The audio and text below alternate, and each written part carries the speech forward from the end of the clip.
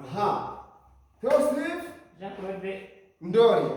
Aha ubushize rero ngire ngo nenda kweretse uburyo duhenkenye urwembe rukavamo ifu. yego kabisa Ndetse ndongera mbere ku buryo bicanga amakaza akavamo. Ubu n'ibindi bigiye kuzaza nzapfunda ururimi n'ikirere n'ibindi muzajya mubona. Ndetse nshobora kugaburira ubunyobwa icumuka rukamara icumi y'amanyarwanda kandi mwiza tukagurisha cyangwa se isukari nkayikora mu mucanga cyangwa se amabuye mato y'udusarabwayi nkaba nayakoramo amabombo abana bakarya. Ambo uyu munsi rero nabateguriye uno mukino kuri TikTok mwiza cyane mwiza cyane.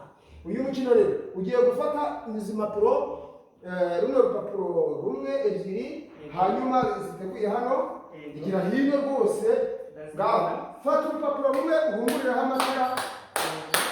Icyo nshaka nuko twamamara. Vungurira ku rupapuro rumwe nta kibazo cyangwa ushyira no kuru. Vunguriraho ayo makara rwose witonze utuje.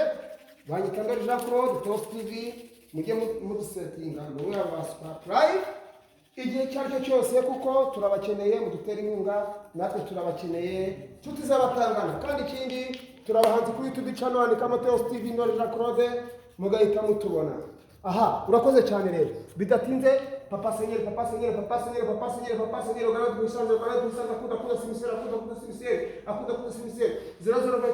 0024 maji wa ndo maji wa hanyuma rwa rupapuro nshaka naruha cyangwa fataha narangiza nkarutsibanganya nkatsiba neza cyane Ndori Jean-Claude hanyuma mugasangaho izina ryanditseho ngo Theos TV Ndori Jean-Claude. Thank you very much.